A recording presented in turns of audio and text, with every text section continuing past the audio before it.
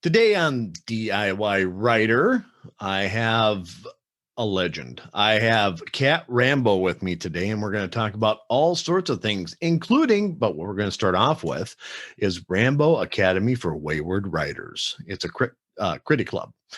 It is, I read a little bit on it. It looks absolutely amazing. By the way, I'm Jeff Bacon, just in case anybody wants to know. How are you doing? Cat, how you doing today? I'm doing super well. It's a nice Tuesday. It's a little chilly here in Seattle, but the skies are clear. Love your funky background. That's perfect for a fiction writer. And for anybody listening to the podcast, you'll just have to look at the YouTube video to see it. Anyway, it's pretty spectacular. It really works out well, and you get to see all your bookshelves and everything. It's pretty awesome. So, not only do I love the name Rambo Academy for Wayward Writers, but they probably couldn't have picked the skills and the amount of publishing experience that you have. I can't believe that somebody wouldn't could pick a better mentor. So why don't you tell us a little bit about that? The school's actually, the online school is 10 years old as of this month. Wow. Or next month.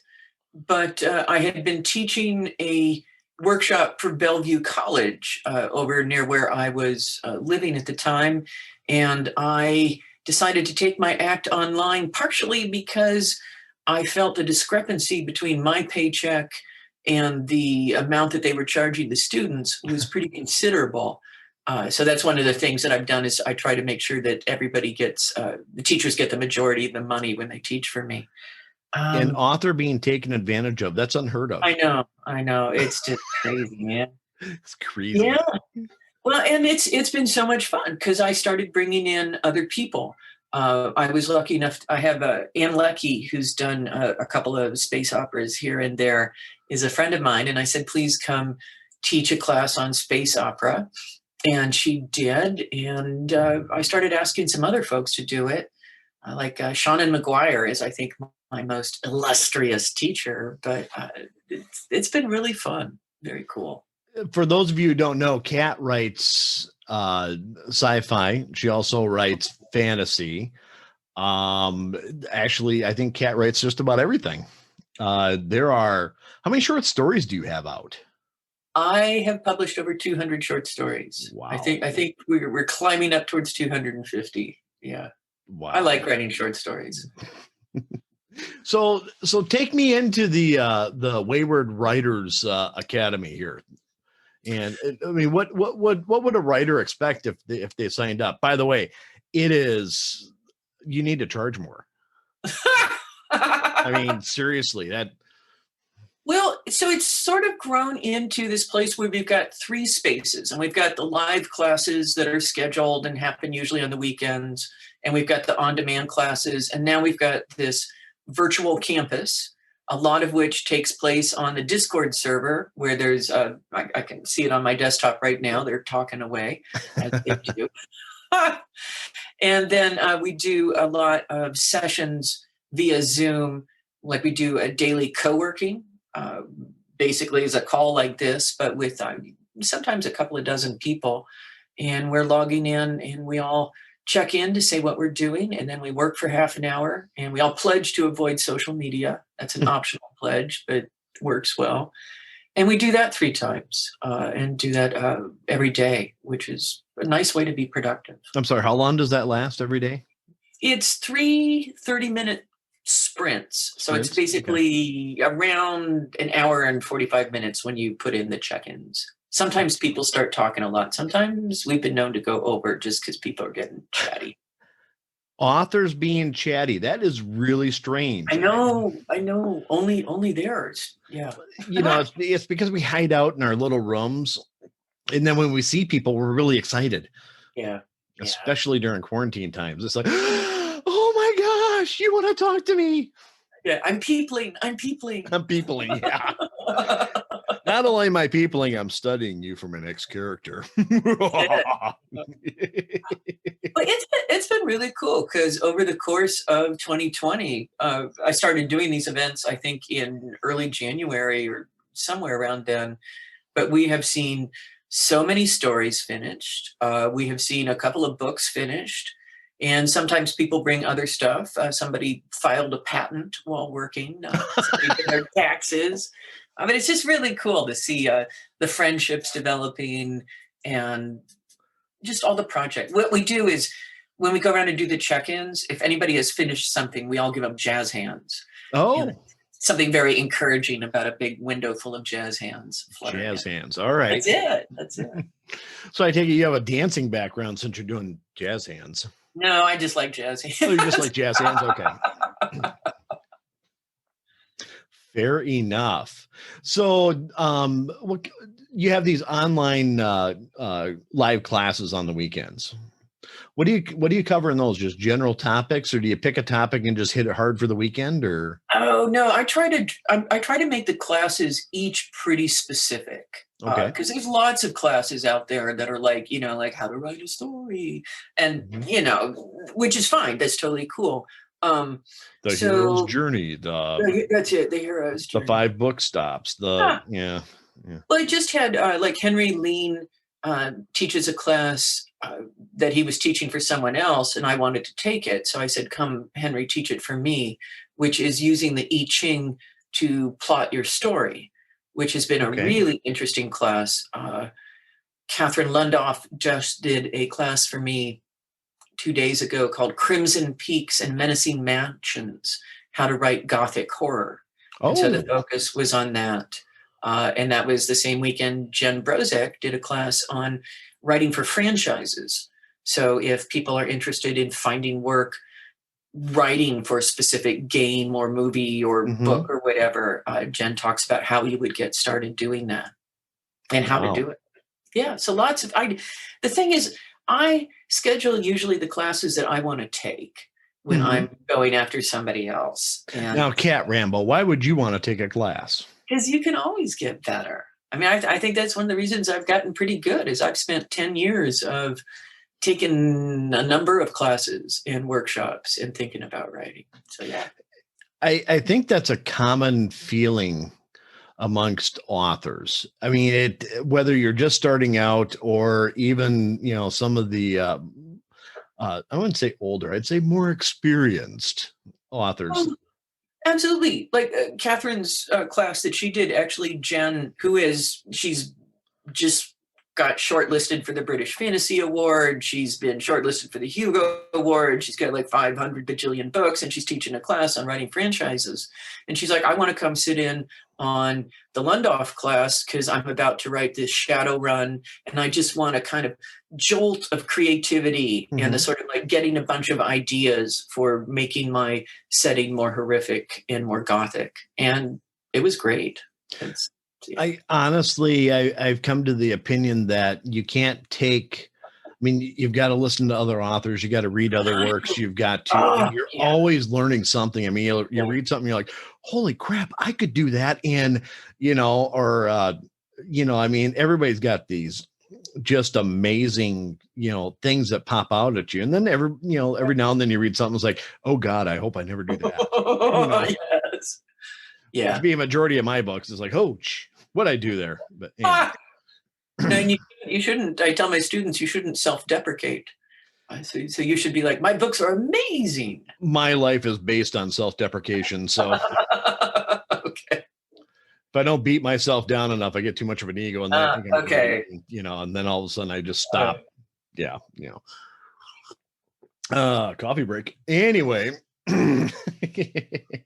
so just a real quick story. I interviewed an author from New Zealand, and he's got quite a few books out there. He's getting translated into English.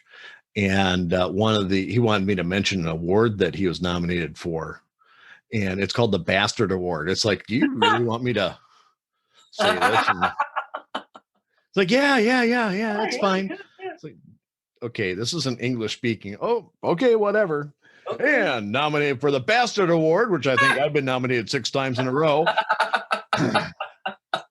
Yeah. It doesn't sound like something you'd really be that proud of, actually. It doesn't, but evidently he's getting T-shirts, printed up, and and has a medal around his neck. But whatever. I mean, whatever floats your boat. Lean into it sometimes. You gotta lean into it. You gotta embrace the love. All right. So you've got what, 30 books out? 30 plus. No, not 30. Not 30? I want to say well, I'm counting a majority of the anthologies that you're in too. I mean, I'm looking at if you're counting anthologies, yeah, actually that bookcase right there facing us is all stuff that I've been in. Wow. So yeah, I've been in a lot of it because they reprint stuff sometimes too. That's true. In fact, go ahead. I'm sorry. There's at book conventions, there's a particular kind of book collector who specializes in anthologies. And I will see one of these and they will see me and their eyes will frickin' light up and they'll be like, here's a stack. So, one of the things that I've been a part of a few anthologies, and I think that writing short stories is really a good thing to get into the habit to doing. And also, continually, if you aren't writing a novel or if you aren't writing, whatever it is you're writing, putting your imagination to work and trying to do just a short story, whether it's, 5,000-10,000 words, whatever it is, really helps. I mean, it really, and there's all sorts of places where you can submit them to, or you can put together your own anthology. I mean, there's all these challenges and everything. I mean, what's your take on that? I mean, I think short stories are, I like doing them because let's be honest. Like when you sit down to write a novel, you are sitting down and often being like, okay, I wrote 2,000 words and I've only got 68,000 to go, as opposed to a short story where you can be, I sat down and I finished this. And I like to have the stories out there circulating. It's nice. It's encouraging when you make a sale. I just sold something recently to the magazine of fantasy and science fiction, which is, I'm just like, ooh, because that's always a dream market. And it also, I think it can help you build buzz for a particular world. The fantasy world that I have written a lot of my short stories in is the same one that I just finished the third novel in. And I think one of the reasons that world is pretty rich is because I keep writing about it from different aspects. Not only that, but it's almost like research or, imaginary research. Yeah. It absolutely is. The one thing I didn't think about is you're right. You can sit down and crank out a short story and you actually feel like you finished something. Whereas that novel will drag on your soul. It will. It will beat you up. It will kill you and spit you out. And then you just have to get up and write some more. Yeah. And I don't know about you, but I always about 2/3 to 3/4 of the way through a book, I'm just like, I hate this. I hate this book. I hate it with the passion of 1,000 burning stuns. I don't know what I'm doing. Oh my God. Oh my God. And, and you just got to push through it. And then like a little bit later, like, I'm closer to the end than I thought. And that's fine. But I mean, you got to have something that pulls you through those horrible moments. And a short story can do that. Here I've been walking around my whole life thinking it's just me. It's everybody, huh? A lot of people. Jeez. This fourth book I have in my first series under Jeff Bacon has killed me because I've rewritten it twice now. And I sent it out to a proofreader, and I like to have my stuff kind of proofed before I actually have it edited. And she's like a beta reader. She will proof it for really dumb mistakes because sometimes, whatever software I'm using doesn't necessarily catch it. And, she's just a good shit. And she sent me back I probably 9 pages of notes, and it's like, oh God, I have to rewrite this again. Sorry, I can't possibly give this to an editor. They'll kill me. But I mean, it's a good practice to go through. I have people read it before I send it to the editor, and then I think that's smart. Get it back from the editor, and then he kills me. And my first novel, I actually did, and this is because I kept like switching agents and they'd be like, "Hey, rewrite the book." But I went through 13 drafts, and one of the reasons I can never leave my spouse is because he read every single one of those drafts. And yeah, I know. Like, Wow. Would you do that for somebody? I don't know that I would have done that for him. Like draft 5 or 6, I would have been like, dude. But no, he read every. I'm looking at it from the perspective of not done 4, but done 2. So I'm not. Wow. And it was, part of it was that like, the book was just huge, and it ended up becoming 2 books. But I was in the process of trying to get a traditional agent for it. And what would happen, and I'm somewhat cynical about agents, and I'm sorry if my agent is watching this, Seth, I do believe in you. But most agents, I think, often will kind of do this thing where they kind of want to make their mark on the manuscript. And so I would submit the manuscript and they'd be like, "Oh yeah, why don't you do this and this and this?" And so the book went through a lot of phases like that. And I don't know that it did it any service. So all other agents suck, but Seth is awesome. Seth is awesome. Well, so let me tell you the story. Okay, why Seth is awesome. And so like the first book that I'd given him, Seth did not sell, but he said nice things about. And I ended up selling the Tabat books myself. But then 2 years ago, I was like, I am going to sit down and I'm going to write a book that I want to write, and I'm going to self-publish it. And I'm going to make it kind of military fantasy, and like you said, she wanted to see space opera and omniscient point of view. And so I wrote 5,000 words a day over the course of a month. And I wrote it fast, and I filled it with banter and food and explosions and smart ass spaceships. And I had a manuscript I was pretty happy with. And then I took a lot more than a month to revise it. But then I took it to Seth and I was like, "Hey, dude, I got this manuscript and I just need you to sign off on it because I'm going to self-publish it myself." And he was like, "Hey, wait, hold on, Rambo." and I was like, "No, you're going to take this manuscript and you're just going to shop it around for 2 years. And I really like this book. I'm really happy with it." He's like, "No, just give me a chance." And God bless him, I got a 3-book deal with Tor Macmillan. Okay. And that book is coming out next September, in fact. So Seth has, and I will say, having watched the whole process of it going up to auction and then having seen the contract and what he fought for right-wise, if you're going to go traditional publishing, I think absolutely need an agent to negotiate that. Yeah. So he did a great job. So yes, Seth, you're my hero. That's one of the things that when I was first starting out, I was looking, try and find an agent that fits with you, try and get published, get turned down 142 times just so you can get turned down the 133rd time.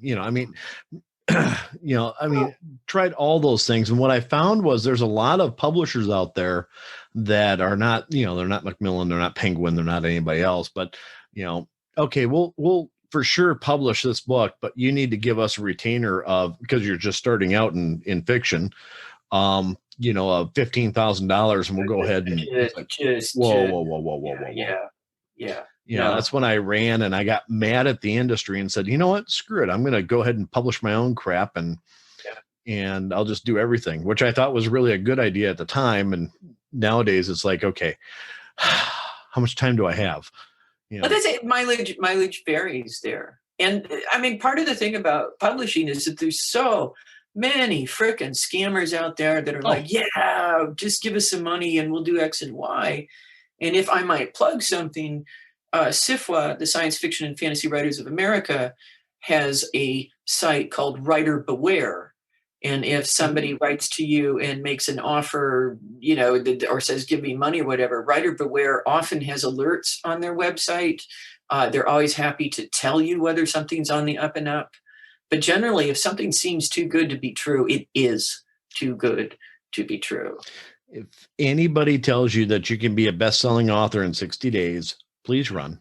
Yeah. Particularly if you give them X amount of money, right? Well, it's going to cost you. And, I see a lot of people who haven't written a word, and they go into these programs and they come out and it doesn't work out all that well for them. It's a slow ride. It's a long paced marathon of trying to do things, and you're always trying to get good. It is. And I will here's an inspirational story that I often tell, because I think this is a good one. And this kind of relates to the agent thing, is when I went through Clarion West, which is a writing workshop kind of here in Seattle, it was how I sort of started publishing seriously. One of the people in the workshop, after the workshop, not the best writer in the workshop, kind of, but a solid, wonderful, good guy. And I was aware that he was just working so hard after the workshop. He was going to coffee shops and he was writing after, maintaining a full-time job and family stuff and all of that. And when he started querying agents, we were all kind of rooting for him. And he actually queried over 100 agents before he finally got one. And the reason that I think it is remarkable is because 2 years later, I sat at the Nebula banquets and I watched him go up and accept the Andre Norton Award for that book, which over 100 agents had turned down. Sure. So it's a crapshoot, but I think if you work hard, and some people that work hard may go into indie publishing and some of it may go into other things. I'm a hybrid. I publish anywhere, anytime. I'm getting preachy too. So. And that's not bad. Well, you can be preachy. You can plug whatever you want. This is kind of your game here. I just kind of push the buttons and run things. So, and ask really weird questions. I like weird questions. All right. So what's next for you? You have the Tabat books out there. I see that you got one coming out in 21. I do. I just turned it in a few months ago. It's Exiles of Tabat, which is the third book, and it's planned as a quartet. So I am writing the last book of that right now, which is called Gods of Tabat, and trying frantically to make everything that happened in the first three books all come together in a way that makes sense. Mm-hmm. And I'm writing the second space opera book right now as well. Oh, what's the name of that? The first space opera book is called You Sexy Thing, which is the name of the spaceship that they steal. And this second one is tentatively titled Devil's Gun. And I'm going to see how long it takes them to realize that I'm using the titles of 70s disco songs and nothing but that for titles. Because I've got it planned as a 10-book series. Ed Tor has not sort of blinked at that yet. But, they're going to have to pony up money for the fourth book, so we'll see. So do you do that often in your writing? Just throw things in there and see whether or not fans will actually notice what's going on? Oh, yeah. I love putting Easter eggs in. I got a lot, particularly in short stories. I have a lot of fun with that. Yeah. So give me an example of an Easter egg. If you love Charlotte's Web, the story Magnificent Pigs has a great deal of references to Charlotte's Web. And in fact, the people in the story are reading that book. And so there's a lot of, and then when you look at the names of the pigs, one of them is like a reference to L. Frank Baum. And there's some other childhood classic references. My 3-year-old just watched Charlotte's Web, the latest one, whatever it was, with the real characters and everything. And what I got a kick out of was at the end, she wanted to know what happened to the spider. Oh, where'd the spider go? Oh my, yeah. I mean, it was 1,000 questions in about 2 minutes about, the spider and what happened to her and why is she taking a nap and why didn't she go on and why is everybody so sad? And it was like, for a Rough 3-year-old, stuff. this is pretty intense stuff. Yeah. Yeah. But I love the effect that it had on her, just because, it's a great story. I mean, we started off in school reading it, and then, of course, they had the cartoon version and then the real version, and blah, blah, blah, blah, blah. But, that utter curiosity and wanting to know what happened, and, that emotion that she felt at 3 years old, that's always what I try and do when I write. That's the biggest thing. If you can stir emotions and make people actually love your characters, and make it so that the storyline is such that it makes you, no, I want more. Yes. You don't understand, not a cliffhanger, but, just, I need to see more of these people. I love these people. Yeah. Reader, that you want the reader to care deeply about your characters. Absolutely. And you want them to be sad when the book is done.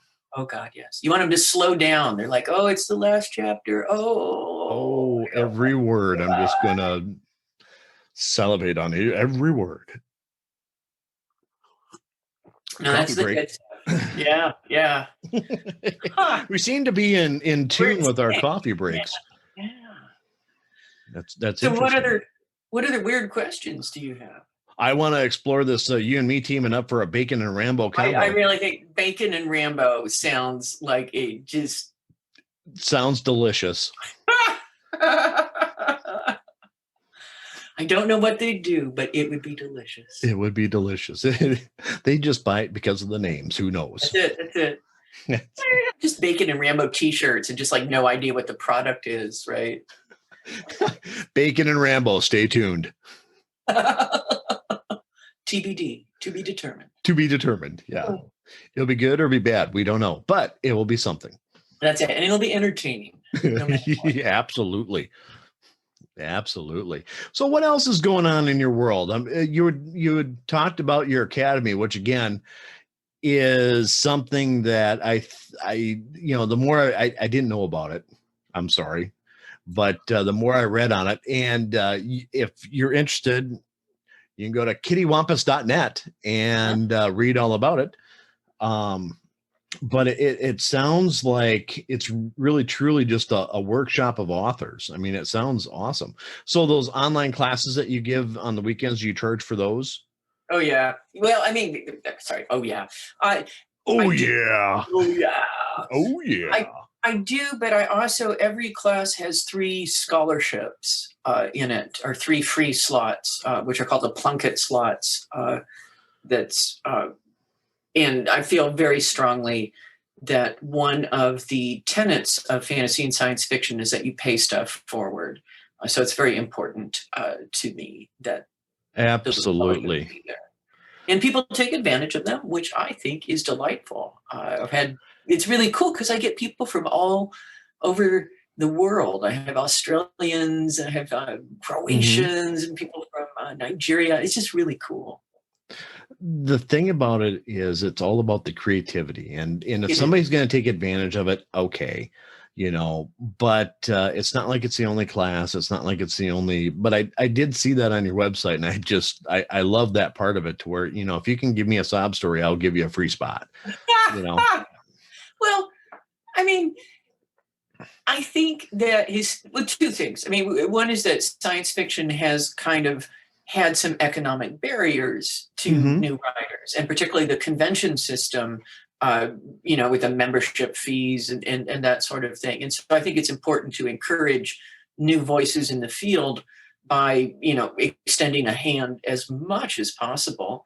And honestly, when it's my class, I don't care, because it's not costing me anything to have another person in the class. I do maintain those slots when I'm paying other people, because it is I'm paying for those heads. Right. But I want people taking advantage of the classes. There are a lot of authors out there who have varying degrees of success, that feel exactly the same way that you do, that, I owe, and they'll list off 5 or 6 people that, helped them out along the way. Oh yeah. And, either inspired them or taught them how to write, or taught them a little trick on, how to get words out. I mean, whatever it is, or, everybody's got like this village of mentors. And it seems to me that everybody wants to pay it forward. They want to, once they hit a certain level of success, they're like, okay, you know what, this is what I can do for the community. Yeah. Yeah. That's why this podcast exists, actually, is because, I mean, there's too many places out there that, I just got an email today about, hey, would you like to be on a podcast? Pay me $350 a month and I'll get you on 6. And it's like, fucking hey, and where are you going to get them? Where are you going to put them on? What, Nigel's podcast on sports or what? I mean, it's going to be like a 5-minute, tell me about your book. Tell me what you got into writing. And I thought, and I've been on some of those. And it's just like, no, I want something free form where the author can just come in, sit down, we have a cup of coffee, and damn it, we just talk. Yeah. It lasts however long it lasts. Yeah. Yeah. And it's, I don't charge anybody anything for this. I just, give me your time, your personality, and your sense of humor, and damn it, we'll have some fun. Yeah. But, and I truly think that's the way we do things, and try and offer up just a helping hand to anybody. And like I said, you are, obviously the biggest author I've had on so far. I was personally freaking out a little bit. It's like, oh my God, what you doing on my podcast? But then I calmed down, had 3 or 4 shots, and now I'm here. So it's very weird to me that people say things like that. I mean, I don't feel particularly big as an author. And, that's the other thing I noticed about this community is that there's an awful lot of humility. So, I mean, you can do a lot of great things. I know an author who's got, 35, 40 books out, and he makes a shit ton of money. He really does. And you wouldn't know it, unless you look him up, you would have no idea. Some of the things he says, you think, oh man, this guy's on the same level I am. You look him up and you're like, holy crap, but he just, you ask him, you can text him anytime you want, in a group or, send a message or whatever. And hey, dude, I'm running into this. Well, back 4 years ago, I ran into this too, and this is how I handle it. And you get an essay answer to your like 1-line question, and it's like, holy crap, that's helpful. I mean, I find the community just wonderful, and I think for new authors, I think the biggest hump when I talk to them is that they don't understand that we're not in competition with each other. Right. We are not. We are in competition with the writer or the readers. I'm sorry. I mean, a reader can read, 16 different books from different genres yes. and eat them up. They could be nonfiction, fiction, I mean, whatever. And they will read all 16 authors or 20 authors or whatever. It's really just a matter of getting yourself out there and putting your creativity to the test. Yeah. Have you seen, there's a cartoon I saw recently, and it's kind of like how the author sees it. And it's like they're putting a cake on the table, and it's a kind of crappy little cake, and next to a big fancy wedding cake. And it's kind of like how authors see it. And then it's like how readers see it. And the reader's just like, more cake. Exactly. Yeah. It is exactly. I've seen that. I think I've seen that like 4 or 5 times on Facebook, but it's true. It is. It absolutely is. So if you're going to give, I guess I would say there's 2 pearls of wisdom from you, but one thing, just telling a new author, this is what you should be doing or whatever. I would think number 1 would be going to Rambo's Academy for Wayward Writers and signing up now. It's only $50 a year. Do it. So we have a school motto. I don't think you can see this. I started having keychains made, but it's out of clear acrylic, so you can't see it. But it has the school motto, and it is writers just fucking write. And by that, I mean, you don't spend a lot of time worrying about the other stuff. You don't spend a lot of time thinking, oh, I'm writing a werewolf novel. Will werewolves be popular in 6 months? You just write the book, and you write a crappy first draft. Nobody's producing a good first draft. You just bang out the book, and that's what you do. So that's my first piece. You know, there's one thing that I know authors do this, and I'm going to start this off by saying everybody's got their own process. Everybody, you know, absolutely. You can do whatever you want. And that's one of the beautiful things about being an author. But, you know, there's certain things that people do that I look at and like, I don't really feel that. And that would be, I've talked about this a couple of different times. You know, taking like a K-Lytics report and seeing what's trending as far as sales go to pick that next genre that you want to write into and then writing to market. Yeah. And, you know, there's a lot of people that are very successful at that, you know, and if they want to have a reverse harem gangbang vampires, you know, academy, you know, write 6 of them and absolutely have a blast. You know, who gives a shit because somebody's reading it? These are the people that go, okay, I'm going to find this category and I'm going to read the top 100 books in it and I'm going to figure out the trends. And by God, they're good at it. Yeah, they are. That, but they're good at it. They are. And then there's, you know, me where I'm like, okay, I'm not going to really write and stick to a genre. I'm going to kind of play with this and kind of tease and flirt with different genres and bring it all together. And this is what my vision is. Love it, hate it, I don't care. This is what I put out. Which is one of the nice things about being an indie author is you can put out whole sorts of crap and somebody will read it.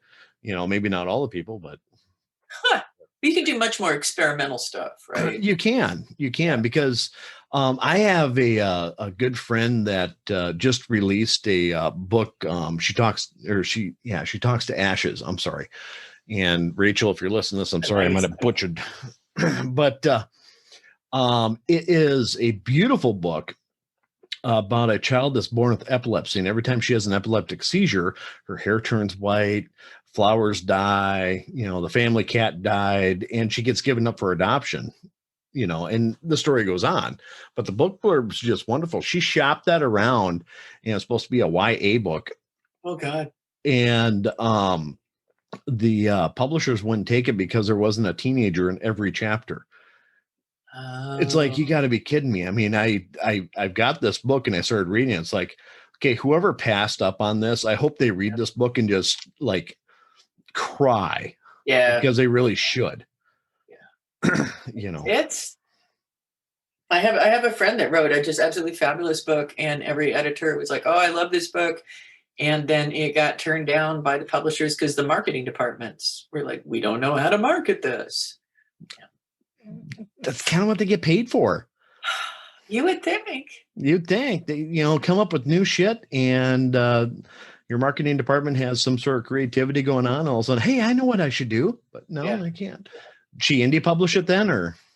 No, and I can't get her to, and I'm very discouraged. I keep being like, hey, and she's like, no. And you know, it was a real brutal experience for her because it actually did go to the point of the book going to auction. And her thinking that it was going to be a lively and spirited auction, and then just not being at all. So that's it was a clearly, I mean, but that's the thing about being a writer. Connie Willis says that this profession is just a series of exercises in humiliation. And there's a certain degree of truth to that, right? Absolutely. In the groups that I travel in, we're more along the line saying, well, this is just like, you know, stripping yourself naked and walk around the Walmart parking lot, seeing how many people can spit into their hands at you. Here I am. Here I am. Lined out naked. Look at me in all my glory. Here we are. You know, and then you get that one bad review. It's like, I can't believe you actually published this. Yeah, okay, whatever. Yeah. It's a weird profession, right? You just Well, need to. and some people can handle it because they're Yeah. used to rejection. Yeah. You know, I would guess most of the boys in high school that got turned down for every date that they ever had will make excellent authors. Or girls, you know, the dateless introverts. Hey, we're an author now. Yeah. What do you think of me now? But you know, that type of thing. But you know, not many authors really are outgoing or have a the self-confidence to actually, you know, keep on getting kicked in the crotch or in the ass, whatever, and you know, pick yourself up and get back going, because that's what it's all about. Yeah, it really is. You hate me now. Okay, yeah. You got to take this stuff not seriously, right? You know, it's when you start taking this stuff too seriously, then I think that way lies madness. That's a very eloquent way of putting it. I'm a writer. Wow. You are a very good writer. My genre that I write in is dark fantasy, so you know, it'd be more like you know, I have a good case of the fuckets, you know. That's it. Yeah. I got that award-winning fuck you attitude, and I'm going to do whatever I want anyway. Well, I mean, just generally in life, right? I think everybody, well, not everybody, I think a lot of people care way too much about what other people think. Absolutely. Absolutely. And, you know, to an extent, yeah, you do. I mean, you don't want to be mean. You don't want to hurt anybody or anything like that. God, and you don't want to, you know, be offensive. Actually, you don't want to be offensive in person, but if you are writing something that is offensive, you know, sorry. Yeah. Yeah. But that's it. You don't want to, one of the analogies I've heard is like, you don't want to step on people's feet, right? You just, and if you do, you're just like, oh, I'm sorry I stepped on your toes, but you don't make a huge production of it. I love the in the corporate world, you know, don't step on toes because they might be attached to the ass you have to kiss later. Yeah. Well, I mean, the thing about fantasy and science fiction is that a lot of people come up as interns or editorial assistants or slush readers. And so if you're shitty to a slush reader or assistant or something like that, that is going to bite you in the ass, I think. Mm-hmm. I've seen that happen. I've seen someone who's kind of made their online personality very obnoxious, right? And they're kind of like, I'm a obnoxious, brilliant person. And I was in a situation where I saw them being considered for something, and one person said, I will walk out of the room if that person is considered for that because they're such a jackass. And I was like, wow, I'm witnessing karma play itself out right now. Well, there's a big difference between trying to be funny and sarcastic versus just being an asshole. Mm-hmm. You know, and I think some people don't.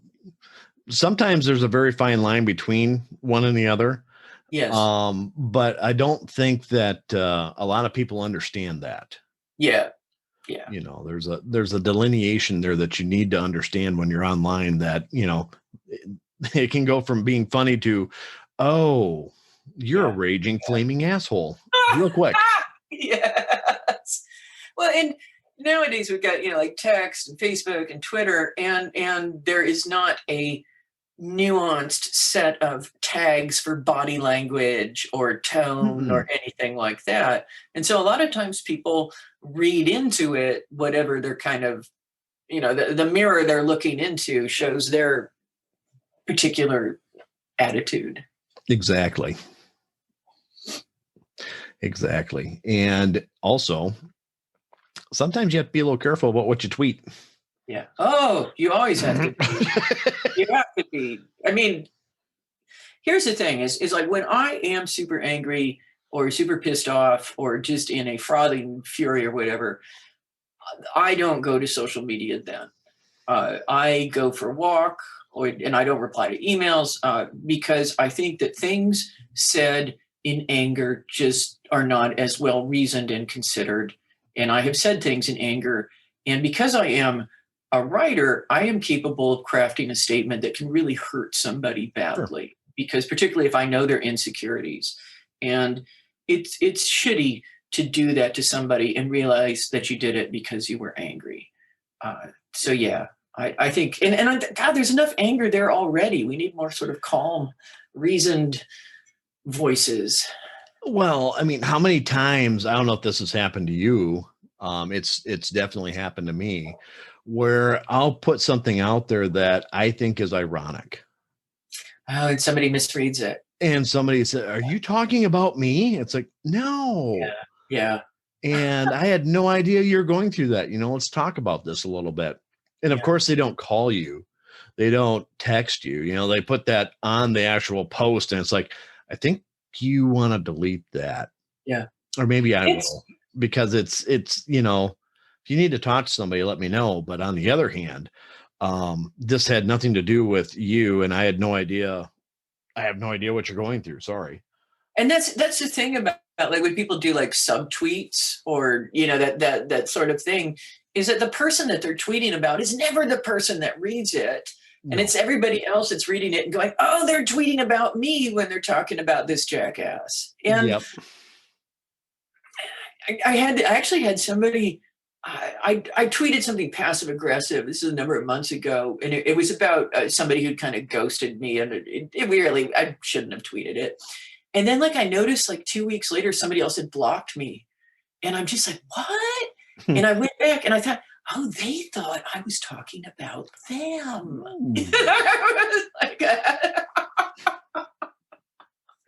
So now I think that's funny. But, at the time I was like, oh, my God, they think I'm a horrible person. They blocked me. Oh, God. Yeah.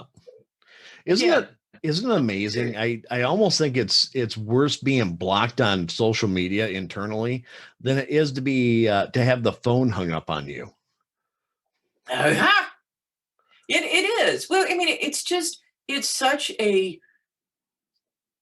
I was watching television recently, and they were dealing with somebody who was deaf, and they were in a conversation with somebody, and they were lip reading, and they wanted to say, "I don't want to talk to you anymore," and they turned their body so they couldn't see the other person, right? And it was just like, "I do not want to communicate with you." And I think a block is that sort of kind of like, you're not even worthy of communication in a kind of weird way. But I mean, I have blocked people, and it's because they were trying to devour my time with trolling, right? Sure. So, fuck them. Exactly. But I don't want to be the person trolling, I guess, is what I don't. No, there's enough of those people out there. Lots of them. So let's get to the pluggy part of the podcast. Oh, yeah. All right. Rambo Academy for the Wayward Writers. You can find that on kittywampus.net. If you have the time I would highly suggest going to Kat's Amazon author page and see all of the works that she has available to her or to you. I would absolutely buy the Beasts of Tabat. It looks amazing. I bought one book of yours. I haven't read it yet. Which book did you buy? The Beasts of Tabat. The Beasts of Tabat. Yeah. I looked at it right before the show, and it's like, I need that in my reading library. Okay, that looks good. And I'll probably pick up the other one too. And I'll plug the book that just came out that won the Nebula Award. Oh, what's that? Is Carpe Glitter. Actually, grab it. Oh, yeah, I've got that one up too. And you can see, and this is about a young woman who goes to, she has to declutter her grandmother's houses. And the grandmother was not only a terrible hoarder, but was a stage magician. And she discovers a secret. I love the fact you named that character Persephone. Uh-huh. See the little Easter eggs, right? Yeah, and just not that that's an Easter egg, but it sounds very interesting. And that's probably I was on a Zoom call before this for work, and I was actually reading through that. I was like, ooh, I need that one too. Yeah. But it was that was very exciting. It was really, it was very special. I'm very pleased with that book. I would be too. Again, in my community, and I shouldn't say my community, in our community. Our community. Yeah. At least I'm going to force myself into your community. You look at these things, and there's, how many billions of books out on Amazon. God, then you run across these and you read the book blurb, and it's like, oh, this has got to be number 46 on my to be read list. Yes. It has to be. And this is one of those where, I'm just going to read the book blurb. But what do you do when someone else's past forces itself on your own life? Sorting through the piles left behind by a grandmother who was both a stage magician and a hoarder, Persephone finds a magical artifact from World War II that has shaped her family history. Faced with her mother's desperate attempt to take the artifact for herself, Persephone must decide whether to hold on to the past or use it to reshape her future. It's like, oh, that's pretty cool.